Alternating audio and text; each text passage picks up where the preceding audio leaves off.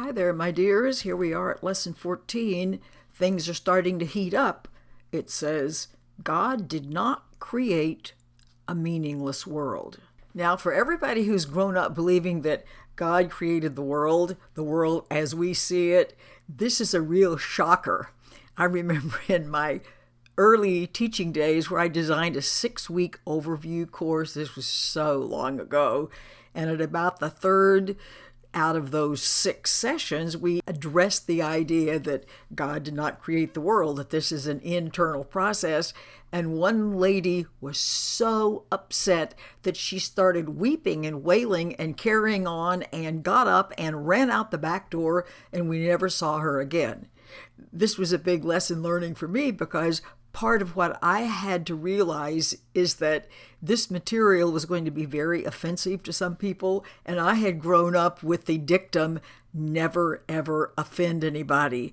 Wow, was this a dilemma for me in the beginning? But somehow when she got up and ran out and was so distressed by that, it was like, okay, here's my worst nightmare has occurred, so okay, now we can move forward. I offended her greatly, or rather, the material offended her greatly. So it says, what love, see, keep substituting the word love for God. What love didn't create does not exist. Love is the only substance and power there is. When people say love is the greatest power there is, they don't know what they're talking about, because love is the only power there is. It's not just at the top of various other kinds of power. So what love did not create is our own imagination. And it's because it says whatever love created, it exists as it was created. And it says the world you see has nothing to do with reality. You have made it up. It does not exist. This harkens back to the idea that the forms we see as our world are a function of our thoughts. And when we are filled with fearful, separatist, grieving kind of thoughts, grievances kinds of thoughts, then we're going to make a world that looks like a mess.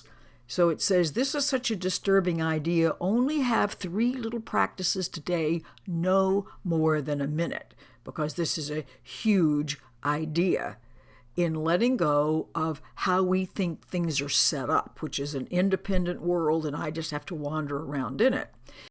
Now, for sure, undoing these ideas about who made the world can be very difficult, very painful. And then it makes a statement that I would like and offer a correction to. It says some of them will lead you directly into fear, as if fear is a room that it's going to lead you into. That is not accurate. What's happening is it will make you aware of the fear that is already present within you. It doesn't mean you haven't been fearful before and it's going to drop you into it. It will make you aware of how fearful your life has actually been. And it says, don't worry, you won't stay there. You won't stay in this place of recognizing how afraid you are. You will move right through it toward, as it says, perfect safety and perfect peace. So for these lessons for the day, it says, with your eyes closed, think of all the awful stuff in the world that crosses your mind and name each one very specifically. Okay? God did not create that war, and so it's not real. God did not create this earthquake, and so it's not real.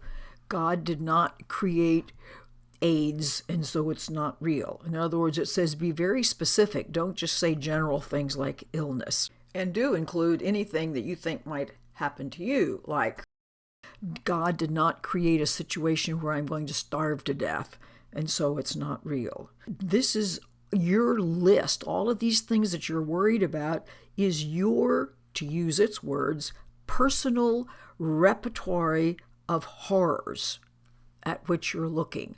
Our personal repertoire, yes, it says these things do not exist objectively.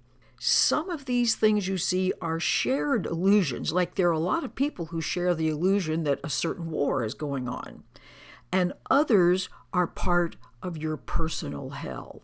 There can be something that you find terribly upsetting that is specific to you. So it doesn't matter whether these are the shared horrors or your personal horror, love did not create it.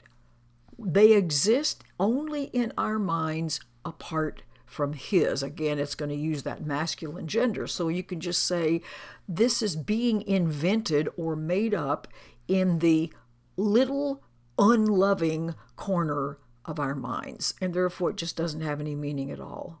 So conclude the practice sessions with, God did not create a meaningless world.